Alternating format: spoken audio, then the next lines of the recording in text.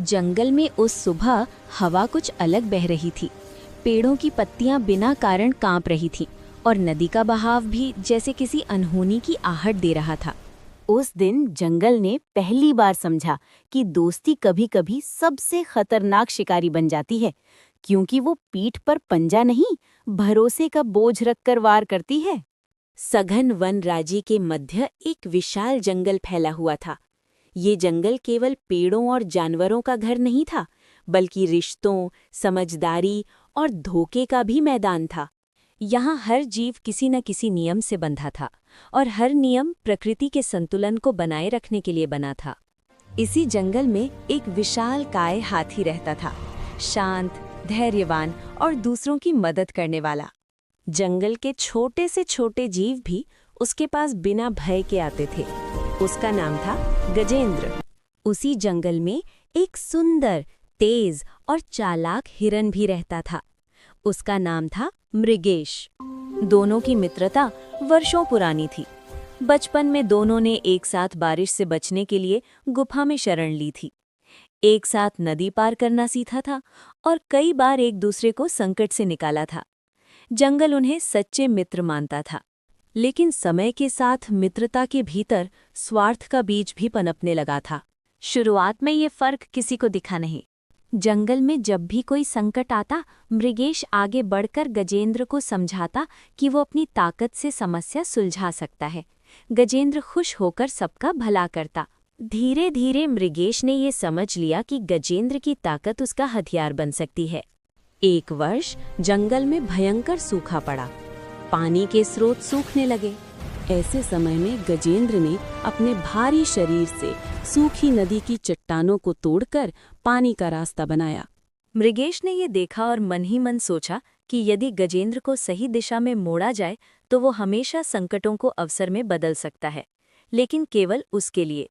धीरे धीरे उसने गजेंद्र को ये समझाना शुरू किया कि कुछ खास जगहों पर पानी ज्यादा जरूरी है। वो उन स्थानों का नाम बताता जहां उसका खुद का लाभ छुपा था।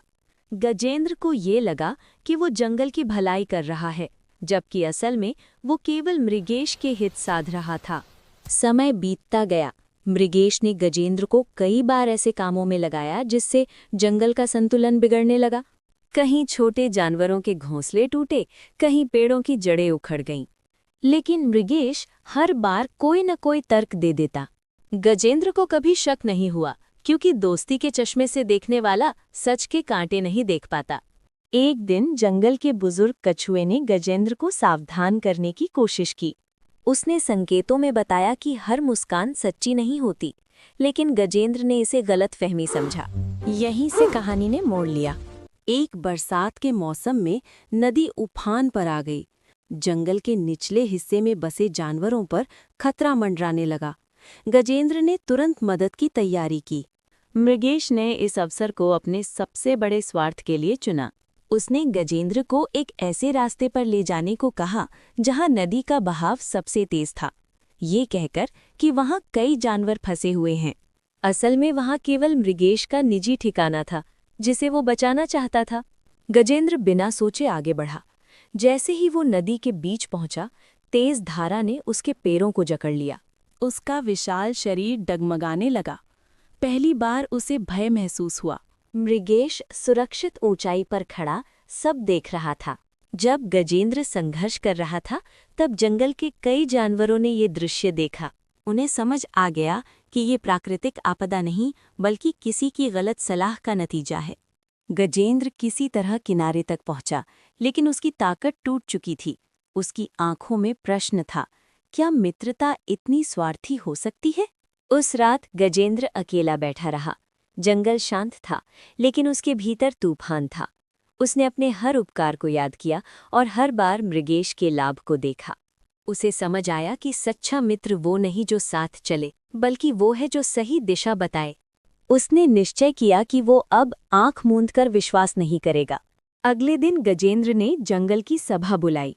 उसने बिना किसी का नाम लिए अपने अनुभव बताए। उसने कहा कि शक्ति का उपयोग विवेक के बिना विनाश बन जाता है।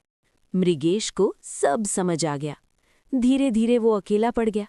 जिन लाभों के लिए उसने मित्रता का उपयोग किया था, वही अब उसे बोझ लगने लगे। समय ने करवट ली। मृगेश को एहसास हुआ कि चतुराई से मिली जीत टिकती नहीं। उसने जंगल से दूर रहना शुरू कर दिया। गजेंद्र ने बदले की राह नहीं चुनी। उसने केवल अपने भीतर विवेक को मजबूत किया और जंगल के लिए संतुलन का प्रतीक बन गया। जो मित्रता स्वार्थ पर टिकी हो, वो संकट में सबसे पहले टूटती है। सच्चा मित्र वही है जो लाभ नहीं, धर्म और संतुलन चुनता है।